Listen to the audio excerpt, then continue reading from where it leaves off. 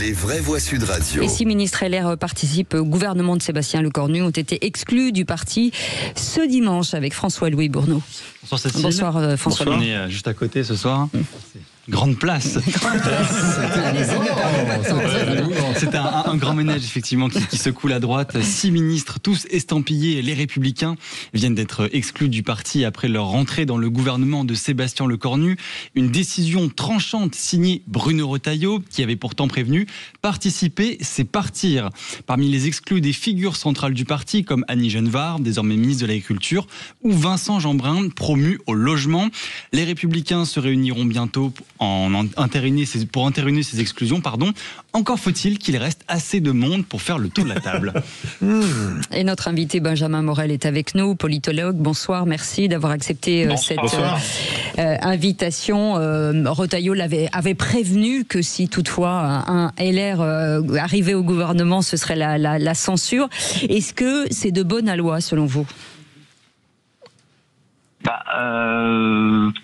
Alors, est-ce que ça ira jusqu'à la censure? Il faudra voir, mais en effet, c'est quelque chose qui, pour le gouvernement, est quelque chose d'assez incompréhensible, parce qu'en fait, vous avez une fragilisation à travers cette composition gouvernementale de l'assise du gouvernement.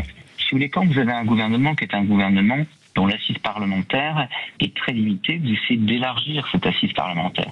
Là, la composition du gouvernement tend à la restreindre. On a probablement le gouvernement le plus faible, toute république confondue, parce qu'il ne s'assoit que sur 150 députés.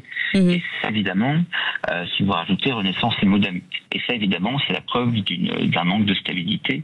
Le fait qu'ils prennent des LR, nonobstant l'avis de Bruno Retailleau, le fait que vous ayez des horizons aussi qui ont été pris un peu à la barbe, Édouard Philippe qui voulait se réserver la possibilité de participer ou pas au gouvernement, c'est une manière qui fondamentalement fragilise un peu plus le gouvernement. Philippe Biguillon. Benjamin, les causes désespérées étant les plus belles, je vais dire qu'on enterre un peu rapidement Bruno Retailleau, parce que la décision d'exclusion des 6 ministres est positive et révèle une autorité qui ne s'est pas délitée, et d'autre part, on lui a reproché, peut-être à juste titre, de ne pas servir assez de la victoire éclatante qu'il a eue à la présidence des Républicains.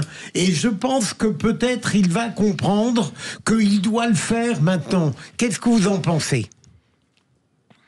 Si on essaie de comprendre les forces et les faiblesses de Bruno Retailleau, sa force, c'est qu'il tient la majorité sénatoriale, qui est aujourd'hui la principale force au sein du groupe LR, et ce qui lui a permis d'imposer sa décision, le champ des élus locaux, et il tient le parti.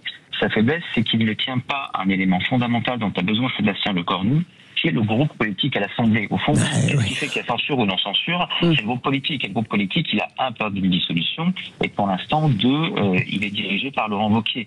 Et donc, c'est ce qui fait la faiblesse actuelle d'un Bruno Retailleau. Mais fondamentalement, je vous rejoins sur le fait qu'il garde malgré tout une très forte autorité sur le parti. Là où, en revanche, il a perdu des plumes ces derniers jours, c'est dans l'opinion publique. Et ça, évidemment, c'est une belle dynamique qui était la sienne, qui aujourd'hui est si ce n'est rompu, en tout cas un peu handicapée. Merci beaucoup Benjamin Morel, politologue, d'avoir accepté notre invitation.